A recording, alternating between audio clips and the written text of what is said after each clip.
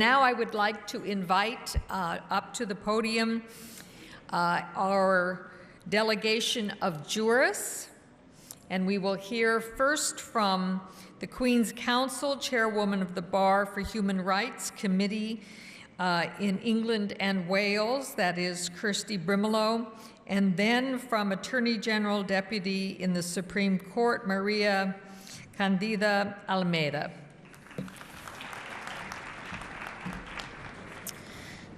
Bonjour tout le monde. I am one of the practitioners, the lawyers who actually works in international public laws.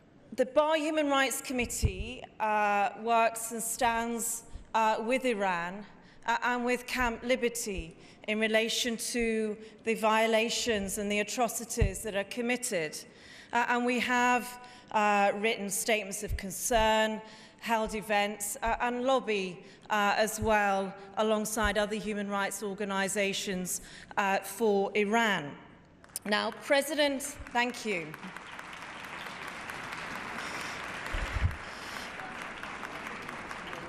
President Rouhani said that the government will strive so that 50% of society in Iran does not remain unemployed, isolated, and Iran's second gender. That's what he said in April 2015.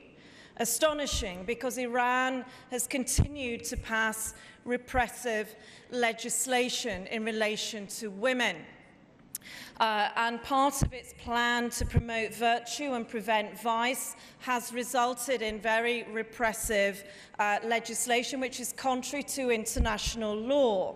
So in practice, what is happening in Iran is that there is a promotion of inequality for women, which is contrary to the protections and the rights under international law. So there is no doubt there.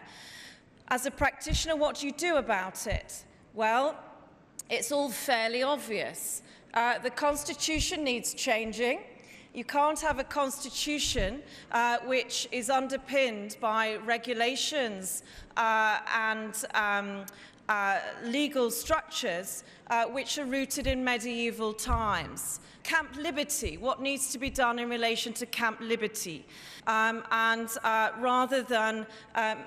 Rather than simply putting forward words, the UN needs to recognise Camp Liberty as a refugee camp. At present, it is like a detention centre.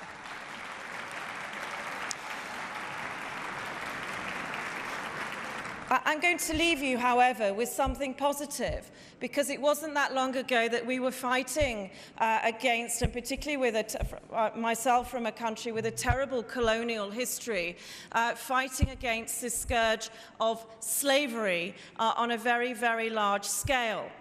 And I'm going to leave you simply with the words of one verse from Maya Angelou. She said, "Out of the huts of history's shame I rise. I'm a black ocean leaping and wide, welling and swelling. I bear in the tide. Leaving behind nights of terror and fear, I rise.